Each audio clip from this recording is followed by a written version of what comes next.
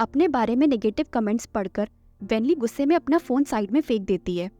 When बोली, sister आप ये सब मत पढ़ो, इन बेकार चीजों पर गुस्सा करके आप क्यों अपना टाइम वेस्ट कर रहे हो। तभी वेन अपने फोन में कुछ देखती है और खुश होते हुए बोलती है, oh my god so cool. वेनली वेन को इतना खुश देखकर गुस्से में बोली, मैं यहाँ गुस्से में बैठी हूँ और तुम मेरी असिस्टेंट होकर एक लड़के की फोटो देखकर खुश हो रही हो। मुझे गुस्सा मत दिलाओ वरना मैं तुम्हारी सैलरी कट कर दूंगी। वेन बोली, नहीं नहीं सिस्टर, ये मिस्टर सॉन्ग है, आप खुद ही देख लो। वेनली फोन लेते हुए बोली, क्या उसने फिर से कोई फोटो शूट करवाया है? ये कोई बड़ी बात नहीं, इसमें इतना खुश होने वाली बात कौन सी है? लड़कियां भी ना सच में लड़कियां ही होती हैं। वेनली पोस्ट देखती है। जेल कंपनी की तरफ से वीवो पर एक पोस्ट डाला गया था जिस पर लिखा था, moonlight sky and silver water. Nature की खूबसूरती से इंस्पायर होकर हमने ये कपल रिस्ट वॉचेस बनवाई हैं। इन वॉचेस को डायमंड और प्लैटिनम से सजाया गया है जो एक सिल्वर मूनलाइट का टच देती हैं। प्यार के नाम में स्पेशली बनवाई गई ये रिस्ट वॉचेस हम मिस्टर एंड मिसेस सॉन्ग को गिफ्ट करना चाहते हैं। सॉन्गयान का एस और वेनली का डब्लू, यानी S for silver and W for water. और इस तरह बहुत ही खूबसूरत शब्दों में ये पोस्ट लिखकर सॉन्गयान और वॉचेस की फोटो के साथ कंपनी ये पोस्ट रिलीज कर देती है। ये देखकर वेनली शॉक्ड रह जाती है और खुश भी हो जाती है। वेन बोली, सिस्टर क्या आपको इस अनाउंसमेंट के बारे में पहले से पता था? वेनली बोली, नहीं मुझे नहीं पता था। वेन बोली, तो क्या मिस्टर सॉन्ग ने ये सब खुद से सोचा? वेनली बोली, वो एक एम्बेसडर है, कोई कॉपीराइटर नहीं। वेनली याद करते हुए सोचती है, जब मैंने लास्ट टाइम उससे कंप्लेन की थी तो उसने मुझसे कुछ ऐसा बोला था। वेनली याद करती है कि सॉन्गयान ने इससे बोला था, और तुम्हारी फीलिंग्स का क्या? ये बात रियलाइज करते ही वेनली सोचती है, कहीं ये सब उसने इसीलिए तो नहीं किया। घर पहुंचने के बाद वेनली बोली, मैंने हेडलाइंस देखी, जेल अपनी टाइपराइटर को कितना पे करती होगी, मुझे उसका टाइपराइटर खरीदना है अपने पोस्ट लिखवाने के लिए। वो पोस्ट वाकई में बहुत अच्छे शब्दों में लिखा गया था, इतने अच्छे से कि कोई भी पढ़कर इम्प्रेस हो जाए। सॉन्गयान बोला, तो तुम मुझे कितना पे करने का प्लान कर रही हो? अगर ज्यादा कम हुआ तो फिर मैं अच्छे से काम नहीं करूंगा। वेनली सॉन्गयान को हैरानी से देखने लगती है और तब उसे एहसास होता है कि वो पोस्ट सॉन्गयान ने जेल कंपनी को लिखकर दिया था। वेनली ब्लश करते हुए बोली, नहीं नहीं, मैं तुम्हें अफोर्ड नहीं कर सकती। सॉन्गयान बोला, लेकिन मैं इतना भी महंगा नहीं हूँ। वेनली सॉन्गयान को हैरानी से देखने लगती है। तभी बाइसन का कॉल आ जाता है। सॉन्गयान कॉल रिसीव करके बोला, हेलो, ठीक है मैं अभी पहुंच रहा हूँ।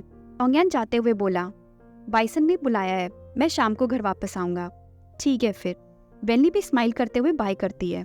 सॉन्गयान के जाते ही वेनली एक जगह खड़ी हो जाती है। वेनली की धड़कनें इस वक्त बहुत तेज चल रही थी। वेनली अपने सीने पर हाथ रखकर सोचती है, ओ नो, लगता है कुछ गड़बड़ है। वहीं दूसरी तरफ बाइशी मीडिया के सीईओ ऑफिस में बाइसन बोला, कल ही तुम्हारे मैनेजर जेल कंपनी से एक बेटर डील करने की कोशिश कर रहा था और फिर तुम बीच में आ गए और तुमने सारा मैटर सॉल्व कर दिया। उसके बाद तुमने उन लोगों से इमीडिएटली एक अनाउंसमेंट करने के लिए बोला, यहाँ तक कि वो पोस्ट भी तुम्ही ने उन्हें लिख कर दिया। उन लोगों ने तुम्हें ये पोस्ट लिखने के पैसे भी दिए हैं। बाइसन बाइशी मीडिया का सीईओ था और वेनली का बचपन का दोस्त। सॉन्गयान बोला, वो लोग कमीशन ही जरूरत से ज्यादा दे रहे थे तो मैंने सोचा एक पोस्ट लिखकर उन्हें एक छोटा सा गिफ्ट दे देता हूँ। बाइसन बोला, और मिस्टर सॉन्ग कब से इतने अच्छे हो गए? तुमने ग्रेजुएट एक बिजनेस स्कूल से किया है और अब तुम एक्टिंग भी कर रहे हो जैसे तुम्हें पैसों की भरमार करनी हो। लेकिन अब तुम्हारे पास इतना टाइम आ गया है कि जिस कंपनी के तुम ब्रांड एम्बेसडर हो उसके लिए तुमने एक पोस्ट ही लिख दिया। ये सब उस बेबी गर्ल वेनली के लिए किया ना? सॉन्गयान बोला, मैं बस उसकी हेल्प करना चाहता था, इसमें कौन सी बड़ी बात है। बाइसन ड्रिंक पीते हुए सॉन्गयान को छेड़ते हुए बोला, वैसे कितनी अजीब सी बात है ना, 2 साल पहले भी जब वेनली उस स्कैंडल में फंसी थी और जब उसके अंकल ने हमें हेल्प करने से मना कर दिया था तब तुमने उससे अचानक से शादी करके उसकी हेल्प की थी। और ये हेल्प भी कोई बड़ी बात नहीं है ना? और ये भी कोई बड़ी बात नहीं है कि तुम उस वैरायटी शो में गए क्योंकि वेनली अपने राइवल से कम्पीट करना चाहती थी और अब कोई उसकी जैसी वॉच भी पहना है। लेकिन ये भी कोई बड़ी बात नहीं है कि तुमने उसके लिए पोस्ट लिखा। फिर बाइसन सॉन्गयान के पास बैठकर बोला, यान, तो आखिरकार बड़ी बात क्या है? सॉन्गयान बोला, तुम कहना क्या चाह रहे हो? बाइसन भड़कते हुए बोला, हम दोनों मैन हैं, इसलिए घुमा फिरा के बात करने की ज़रूरत नहीं है। तुम वेनली को पसंद करते हो। मुझे इन चीज़ों में बहुत एक्सपीरियंस है, इसलिए तुम मुझसे झूठ नहीं बोल सकते। सौंज्ञान स्माइल करते हुए बोला, तुमने ये बात अब नोटिस की है? लगता है तुम्हें इतना भी एक्सपीरियंस नहीं है जितना कि तुम बोल रहे हो। वेनली अपने बेड पर लेटे लेटे सोचती है। हमारे कॉन्ट्रैक्ट के टर्म्स एंड कंडीशंस भी बिल्कुल क्लियर हैं, ब्लैक एंड वाइट की तरह। और दो एडल्ट्स की फिजिकल नीड होना भी एक नेचुरल सी बात है। पहले हम दोनों लीगली साथ आए, उसके बाद एक दूसरे से सेटिस्फाइड भी थे।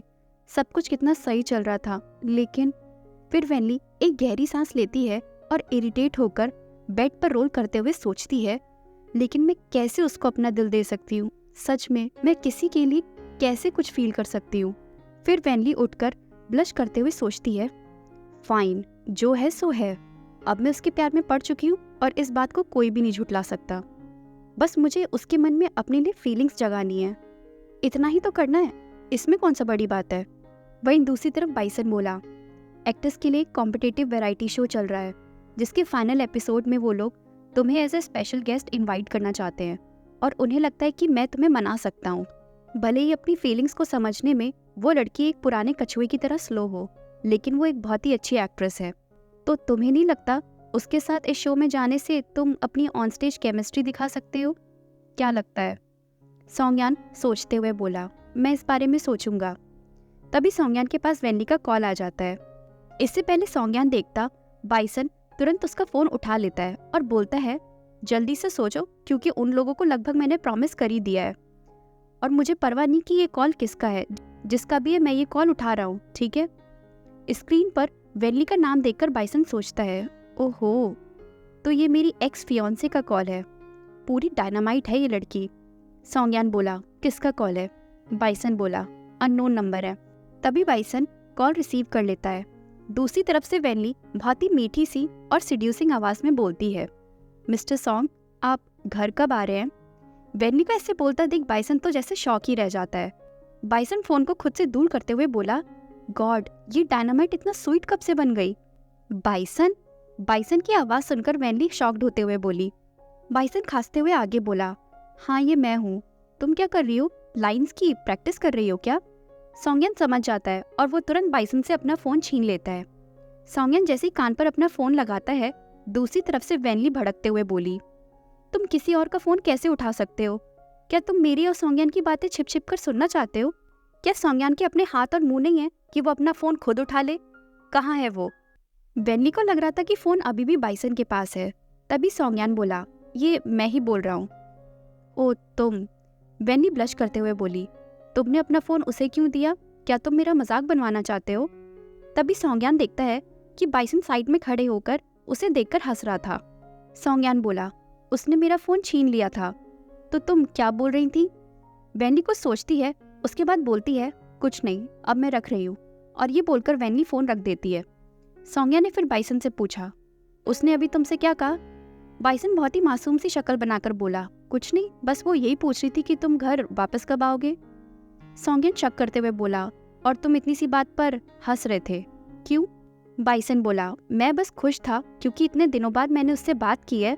आखिरकार हम दोनों पहले इंगेज रह चुके हैं और क्या पता अपने एक्सपीरियंस की वजह से मैं तुम्हारी कुछ हेल्प कर दूं। सौंज्ञान बोला, कोई ज़रूरत नहीं है और प्लीज़ उससे दूर ही रहो, एक्स फियोंसे। बाइसन बोला, मैंने अभी तक शिकायत करना शुरू भी नहीं किया कि तुमने मेरी एक्स फियोंसे को चुरा लिया है और तुम ऐसी बातें कर रहे हो। फिर सौंज्ञान सीरियस होकर बोला, उसे मेरी फियोंसे होना चाहिए था। बाइसन सौंज्ञान को देखता है और बोलता है, तुमने खुद हाई स्कूल के सेकेंड ईयर से एडमिशन लिया था। उससे पहले तुम एक आलीशान जिंदगी जो जी रहे थे मकाओ में, तो इसमें मेरी क्या गलती कि वो मेरी फियोंसे बन गई? बाइसन आगे बोला, डोंट वरी, मैं उस लड़की के चक्कर में वैसे भी नहीं पड़ने वाला, क्योंकि मुझे पता है जब तुम्हें गुस्सा आता है तो तुम कितना जोर से मारते हो।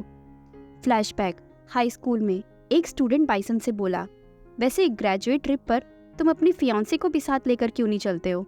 बाइसन बोला, उसे क्यों लाना है? और वैसे भी हमारी क्लास की कोई भी लड़की उसकी फ्रेंड नहीं है, तो वो किसके साथ रूम शेयर करेगी? वो लड़का बोला, वो तुम्हारी फियांसे है और शादी के बाद तो वैसे भी तुम दोनों एक साथ ही सोने वाले हो, तो पहले से ही उसका टेस्ट लेकर देख लो। बाइसन गुस्सा करते हुए बोला, हे गाइस, जरा सोच समझ कर बोलो। तभी पीछे से सौंज्ञान आता है और एक जोर का पंच उस लड़के के मुंह पर मारता है। रुको, सभी सोंगयान को रोकने की कोशिश करते हैं। वो लड़का बार बार सोंगयान से सॉरी बोल रहा था, लेकिन सोंगयान उसे मारे जा रहा था। उस पल को याद करके बाइसन बोला, इसलिए अपनी पर्सनल सेफ्टी के लिए मैं बस तुम्हारा चीयर लीडर ही बन सकता हूँ और तुम्हारे प्यार का रक्षक। इससे ज्यादा मुझे कुछ और बनने का शौक नहीं है। देखो कितना अच्छा दोस्त हूँ मैं। सोंगयान बाइसन का कंधा थपथपाते हुए बोला, गुड प्लान। फिर सोंगयान वहां से जाते हुए बोला, अच्छा तो अब मैं चलता हूँ, बाकी स्पेशल गेस्ट वाला काम बिन देख लेगा। बाइसन बोला, इतनी जल्दी जा रहे हो? एक लड़की के लिए तुम अपने भाई को भूल गए? सोंगयान जाते हुए सोचता है, चाहे वो पहले किसी की भी फियांसे रह चुकी हो, लेकिन अब वो मेरी वाइफ है।